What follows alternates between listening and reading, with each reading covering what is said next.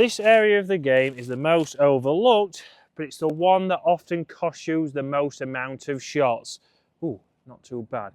But guys, I am Chris, welcome back to Get Good at Golf, and let's talk a little bit about putting today. So putting is something that everyone overlooks. If you go to your golf course, if you go to a driving range, how many people do you see on the driving range in comparison to who you see, or how many you see on a putting green? It's the same with a chipping green. But obviously here, this is a part of the game where on average, you should be having maybe 2 putts a hole, okay? If you're a mid-handicap golfer, if you're an everyday golfer, you should be having around about 2 putts per hole, not 3. So we'll be having 36 shots just with this one club. So this is where you've got to think about how do you practice and what do the pros do differently to you to make sure that they have more 1 putts, pretty much eradicate 3 putts. They don't have as many, we certainly don't see them on TV, but that's why they keep their scores a little bit lower. If you think if you can get your putts from 36 putts around down to maybe even 31, 32, you've instantly saved 4 shots without doing too much. It's not going to be a massive technical change here. If we can have less putts, we can get your handicap down. Yes, you might have a lesson with your driver, you might hit it that extra 5 yards, that could be 5 yards further into the trouble, or you lose consistency. If we can start to work here, and the one thing I would suggest working on is pace. Pace is the biggest thing that I see with amateur golfers. I often see people come up here, no practice swing, yeah, it's around about 15 feet.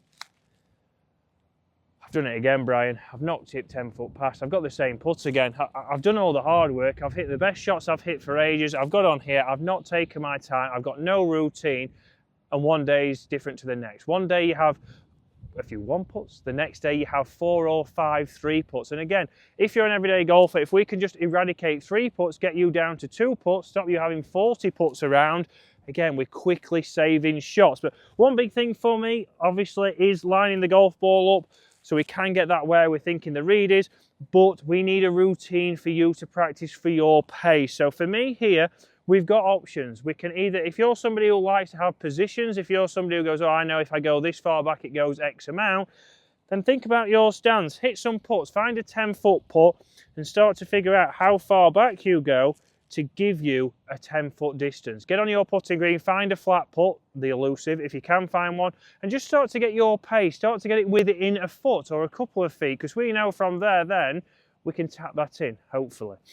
But your other option, if you're more visual and you like to look at your target, why not think about how you would throw a golf ball? Obviously, if you was throwing a golf ball or throwing a ball to somebody, if I was throwing a ball to James here, then obviously I would be swinging my arm. I'd be looking at James, I'd have a couple of practice swings, and then I would release looking at my target. I wouldn't stand here looking at my hand and then try and throw it the distance. So the same here.